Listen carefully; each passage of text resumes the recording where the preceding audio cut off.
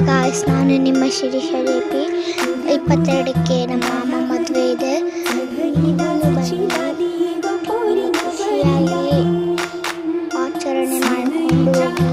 ನಮ್ಮ ಮಾಮ ಅಂತೂ ಸೂಪರ್ ಆಗಿದ್ದಾರೆ. ಇವೆಲ್ಲ ಮದುವೆ ಕಾರ್ಡ್ಸು ನೋಡಿ, ಚೆನ್ನಾಗಿ ಮಾಡಿದ್ದಾರೆ.